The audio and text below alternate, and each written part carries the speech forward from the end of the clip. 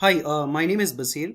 In this video, we'll go through Chapter 14, Statistics, from Class 10, Andhra Pradesh and Telangana State Board syllabus. In ninth standard, you have already learned that data is a collection of facts, such as numbers, words, measurements, observations, or even just description of things collected with a definite purpose. So, what is this data? In simple words, data is a piece of information that has been collected with a definite purpose. Here I have a price list of vegetables. This is an example of data. Here you have temperatures of different states in India. Here you have scores, cricket scores. So all these things relate to data. So all this information that has been collected with a definite purpose is called data. And what is statistics? Statistics is a branch of mathematics where we try to find out some meaningful information from this data.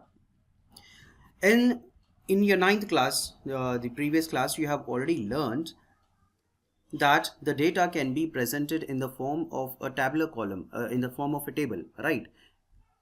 Let's say here on the screen, I have the following data here. That is my data, example 1.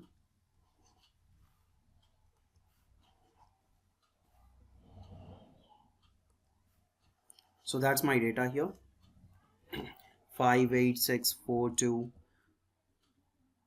This data, it says that there are these are the marks obtained by 50 students in a mathematics test for a total marks of 10. So 50 students scored the following marks in their class test. Now this data has been presented in like this here. This is known as ungrouped data. You have already learned this in 9th standard. This is nothing but ungrouped data. And this example right here is an example of ungrouped data. And in 9th standard you have already learned how to find out the tally marks, right? See here it's given marks 1. How many students got 1 mark? 1, 2, 3, 4, 5, 6. 6 students got 1 mark. So that's the reason they have here 6 tally marks. 1, 2, 3, 4. Fifth one you cross it, and then sixth one is here. So number of students who scored 1 mark is 6. Similarly, the number of students who scored 2 marks is 6. The number of students who scored 3 marks is 3, and so on. This is an example of ungrouped data, right? And this ungrouped this data which is known as, this data is also known as raw data. We can present this raw data in the form of grouped frequency distribution table also. This table that you see here, this one is known as ungrouped frequency distribution table. Ungrouped frequency distribution table. And this right here, it is known as grouped frequency distribution table. Grouped frequency distribution table. How are you actually grouping this thing here? See, what we actually do is 1 mark is obtained by 6 students, 2 marks are obtained by 6 students, 3 marks. How many of the students got 3 marks? 3 students got 3 marks. Now what we really do is we just club this 1 to 3. 1 to 3. We are clubbing 1 to 3. When we club 1 to 3, how many students got 1 to 3 marks? These many students got 1 to 3 marks. 6 plus 6 is 12. 12 plus 3 is 15. So 15 students got the marks between 1 to the marks 1 to 3. 1 and 3 included. How many of them got 4 to 5? How many of them got 4 to 5? See here, 9 plus 7 is how much? 16. 16 students got 4 to 5. How many of them got 6 to 10? 6 and 10 being included. How many of them got 6 to 10? Just add this up. 5 plus 2 is 7. 7 plus 6 should be 13. 14, 15. 15 plus 4 is 19. So 19 students got marks between 6 to 10. 6 and 10 included. ठीक है. So this is an example of ungrouped frequency distribution table, and this here is an example of grouped frequency distribution table here. And this grouped frequency distribution table, this thing that you see out here, 1 2 3, that is known as class interval, or they are just known as classes. You can call them class interval, or you can also call them classes. So you have the class interval 1 2 3, this is one more class interval 4 to 5, this is another class interval 6 to 10. So those are the class intervals, and these class intervals are of two types. We have inclusive class intervals, and then we have exclusive class intervals. Let's see what are inclusive class intervals and what are exclusive class intervals. In the first picture you have 30 to 39 class interval, and then the next class interval is 40 to 49, and then the next one is 50 to 59. So here, this one that you see here, that is known as lower boundary, and this is known as upper boundary. This again is lower boundary for this class interval, and this is the upper boundary. For the next class interval, this is the lower boundary, this is the upper boundary. So on the left you would obviously have the lower boundary, and on towards the right of the class interval you have the upper boundary. Now here, what do you see? The upper boundary and the lower boundary of the next class, they don't overlap. Such a class interval is such classes are known as inclusive classes. So these classes are an example of inclusive classes, because the upper boundary and the lower boundary of the next class is not overlapping. Here you have 79 and you have 80 here. Here you have 89 and then here you have 90. So the boundaries are not overlapping here, hence we call these classes inclusive classes. Here you can see that the boundary is overlapping. Here you have 86 and here also you have 86.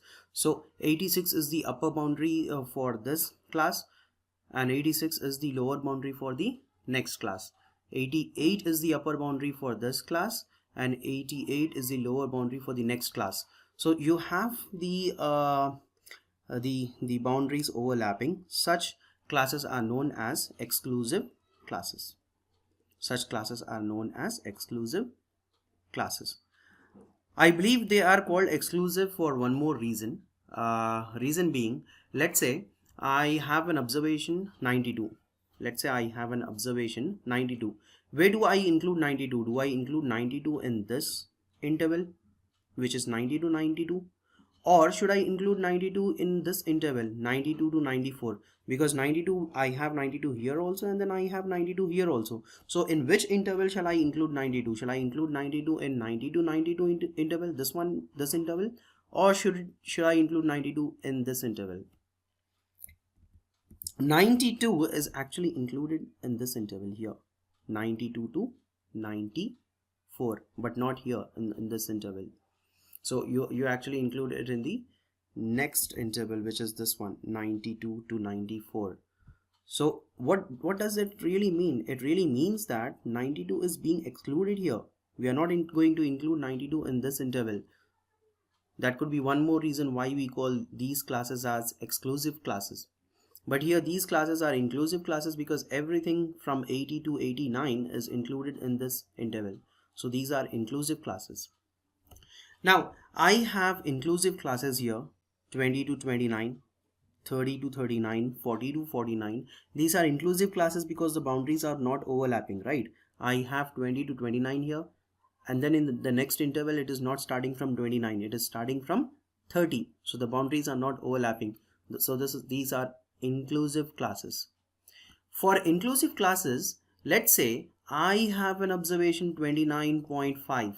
Let's say I have an observation 29.5. Where do I include 29.5? Shall I include 29.5 here in this interval, 20 to 29? Or shall I include 29.5 in this interval, which is 30 to 39? Obviously 29.5 cannot be included in this interval, 20 to 29, because 29.5 does not fall between 20 to 29, and I cannot really include 29.5 in this interval also, because 29.5 does not fall between 30 to 39 either, right? So what do I really do now? For that reason, what we do is we come up with class boundaries. We come up with class boundaries. See, finding class boundary is pretty simple. What you really have to do is you just have to add the upper boundary up or the upper limit of this interval. You just need to take the average actually of the upper limit of this class interval and the lower limit of the next class interval. I'm taking the average of 29 and 30. Average of 29 and 30 is how much? 29 plus 30 should be 59. 59 by 2 is how much? 59 divided by 2 will give you 29.5. In the same way, 39 plus 40 by 2 should give you 39.5.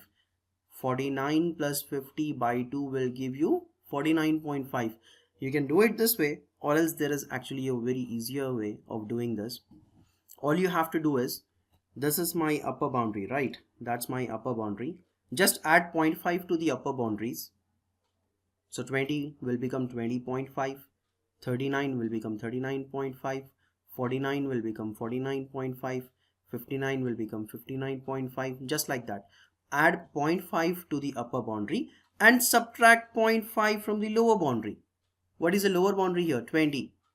20. Subtract 0.5 from 20, you will get 19.5. Subtract 0.5 from 30, you will get 29.5. Subtract 0.5 from 40, you will get 39.5. So in simple words, the most easiest way of finding class boundaries is to add 0.5 to the upper boundary and then subtract 0.5 to the lower boundary. Now I can include 29.5. Tell me, where should I include 29.5? Should I include 29.5 in this interval, which is 19.5 to 29.5, or should I include 29.5 in the next interval, which is this one, 29.5 to 39.5? I've already told you that it will be included not in this interval, it should always be included in the next interval. So let us see how to find out the mean of ungrouped data. This right here is ungrouped data because we don't have classes here, right? Do you see any classes here? No, you don't. We don't have any classes here, so this is an example of ungrouped data, right? Now let's see how do we find out let's see how do we find out the mean of ungrouped data. This is my question right here. These are the marks obtained by 30 students of class 10 of a certain school, and we have to find out the mean. Marks obtained, this table is given in this is in horizontal table. I'll just write this vertically, just like this. I'll just write it vertically like this. Once I write it vertically, this is what I have to do.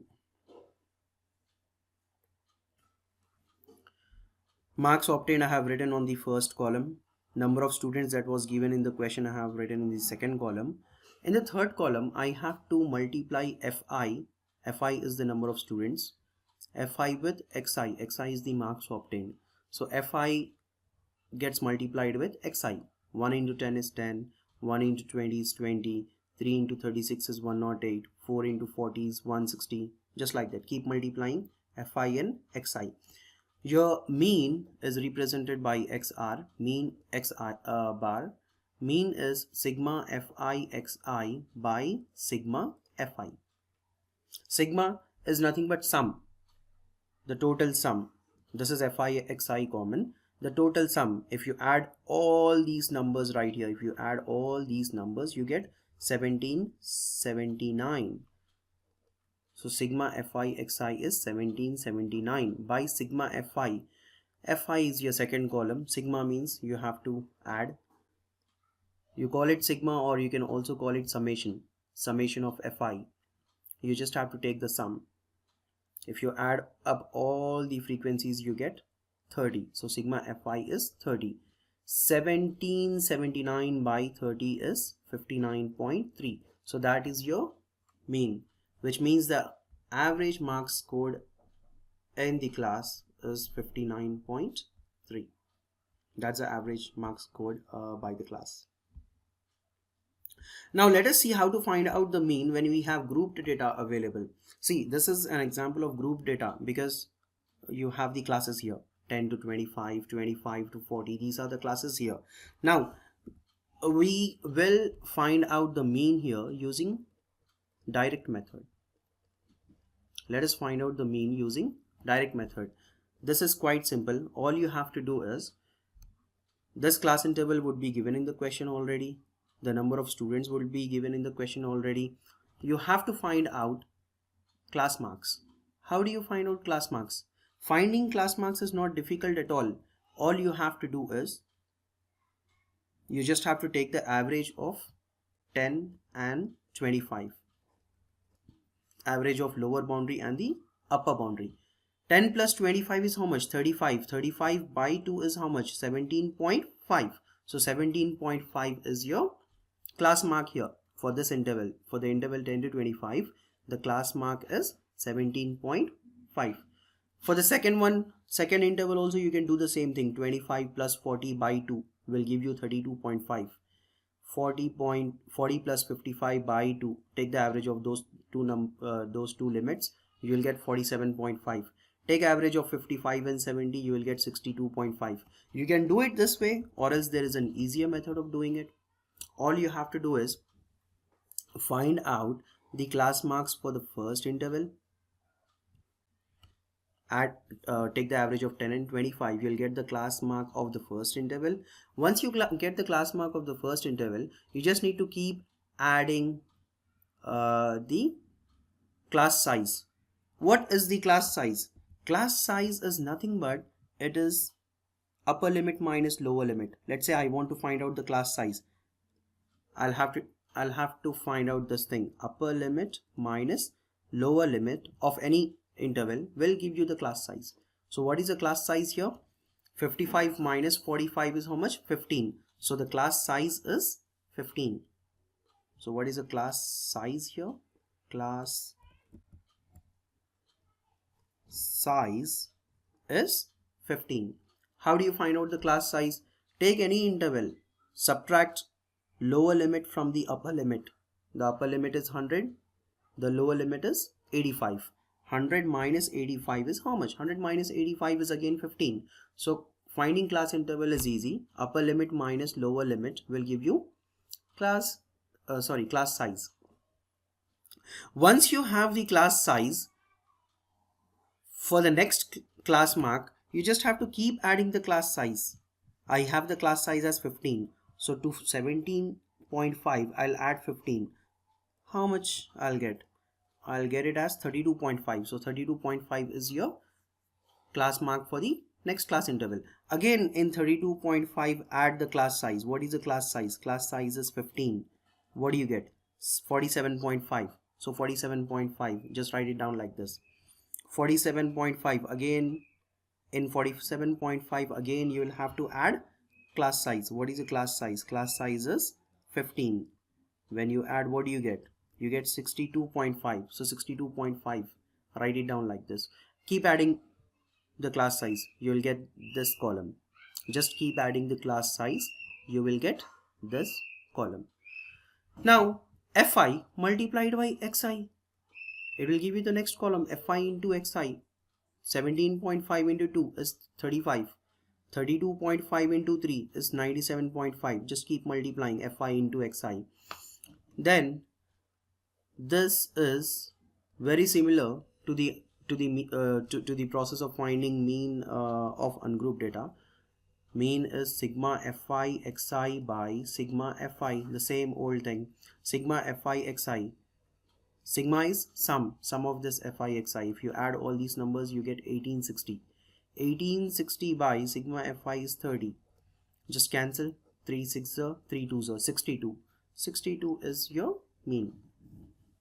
That's how you calculate the mean by using direct method for grouped classes. We'll learn how to find out mean by using various other methods also. See here, now these class marks that you see here, the class marks that you see here, these class marks, these numbers are pretty big. 92.5, I have to multiply this by 6, I'm getting a pretty big number.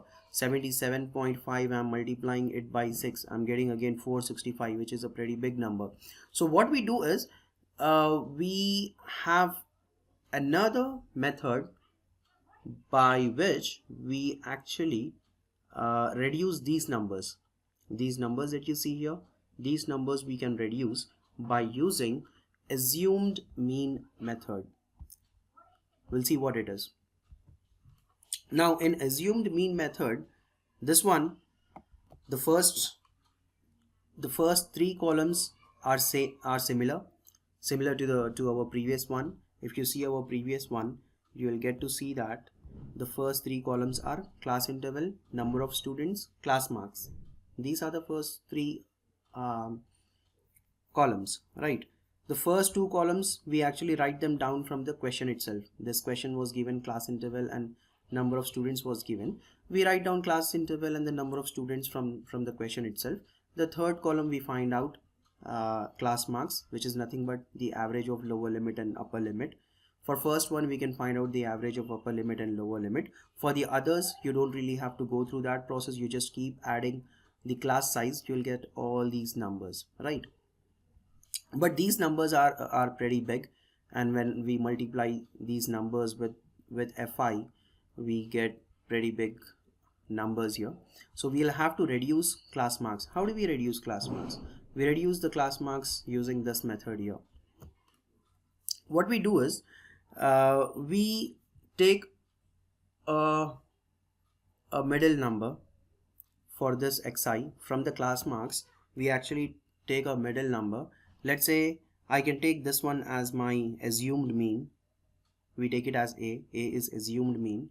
I can take this one, or I can take this one also, because if I take this one, you have two numbers on the top and three numbers on the bottom, and if I take this one, I will have three numbers at the top and two numbers in the bottom. So which means that both of these numbers are in the middle, of this class marks column. I can take 47.5 as assumed mean, or I can also take 62.5 as my assumed mean. Let me consider this as my assumed mean. 47.5, we are taking it as our assumed mean, and we are denoting it by the letter A. Now, how are we going to reduce these numbers? I told you that we use the assumed mean method to reduce these numbers. The class marks numbers are pretty big. We want to reduce these numbers. So what we do is we calculate di. D is nothing but deviation. This deviation is xi minus a. Deviation is xi minus a. So from all these xi, we subtract a. What is a here? 47.5. So what we really do? We subtract 47.5 from 17.5. So from 17.5, if I subtract 47.5, what is di actually? See here, di is xi minus a. What is xi for here? For this interval, xi is 17.5. 17.5 minus a. What is a here? I took a as 47.5. So subtract it and see what you get. 47.5 minus 17.5 would be 30. Bigger number is 47.5. The sign is minus, so I'm going to keep it minus. So what is it? What answer do you get here? Minus 30. Same way here, 32.5 minus 47.5. For the next number, let me do it this way. Let me erase this first.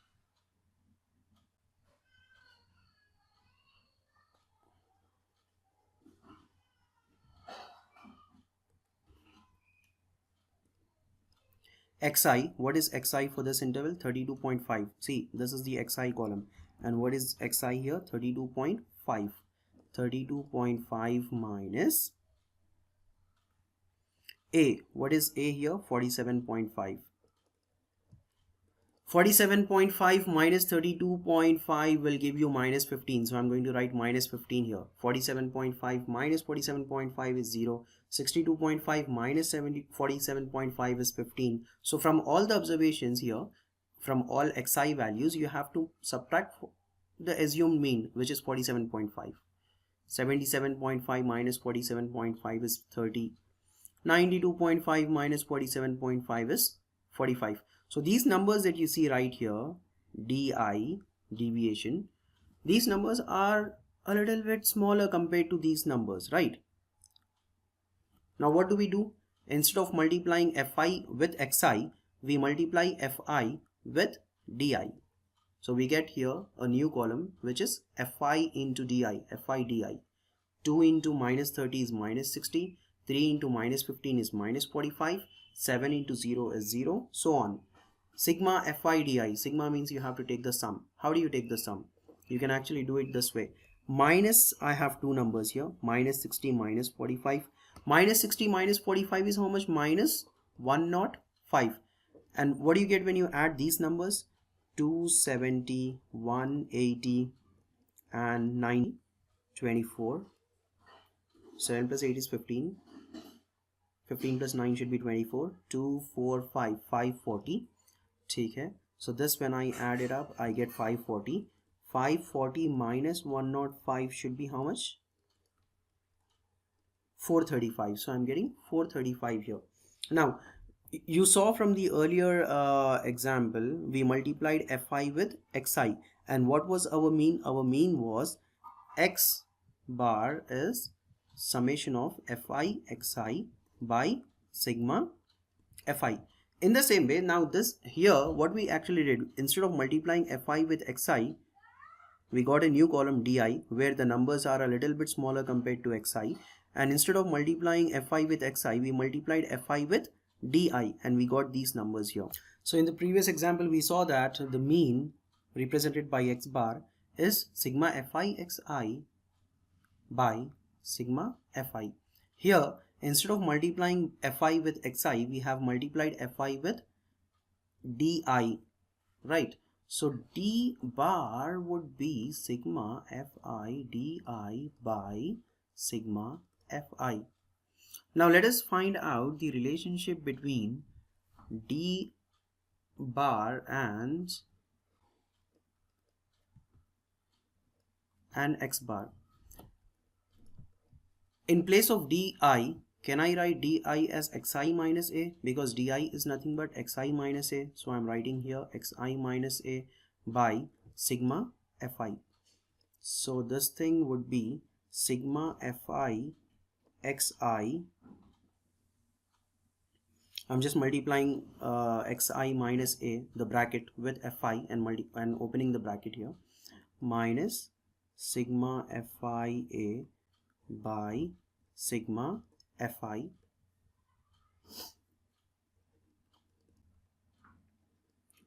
Denominator I can distribute it, right?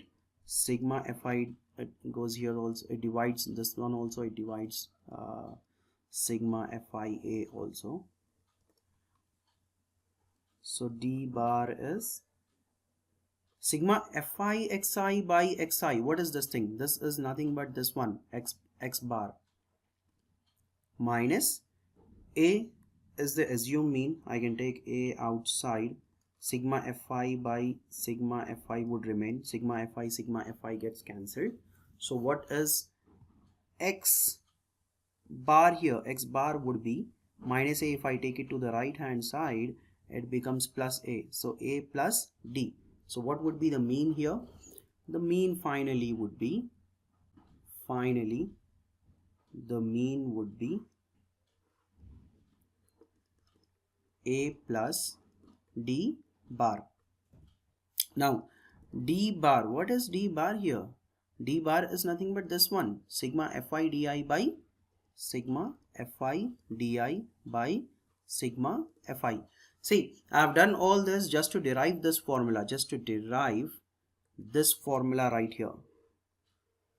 You don't really have to go through all this to derive this formula. You can pretty much just remember this formula for calculating for finding out mean by using assumed mean method. This method is known as assumed mean method because we are using assumed mean A. This method is known as assumed mean method. Now you know the calculations here, you know the values, just substitute the values. What is the value of A? A is 47.5 plus sigma fi di. Sigma fi di is 435 by, what is sigma fi? Sigma fi is 30. So what should be your mean? Mean should be 47.5 plus 435 divided by 30. Whatever answer you get, add that to add 75.5 to that, and you will get the mean. So this method is known as assumed mean method. Now there's one more method by which we can find out mean.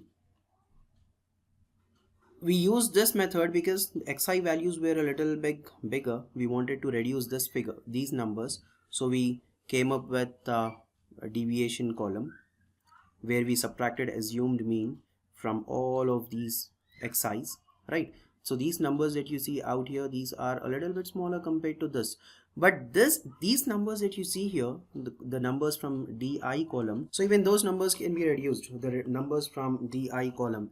See, what do you observe when you look at the numbers in di column?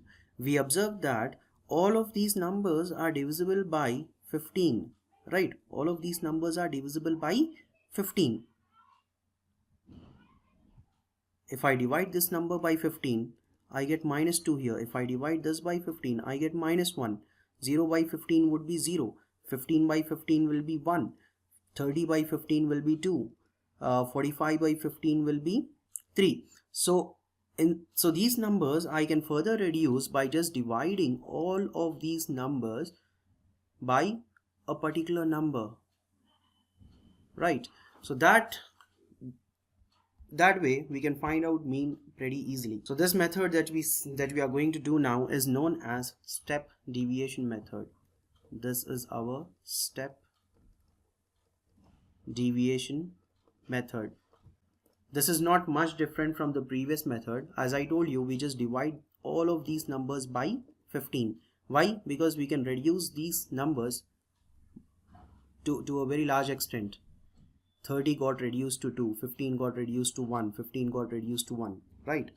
So this method is not very different from the previous method. So the first two columns here, class, interval, and the number of students, you can take them down from the write these two columns from the question itself.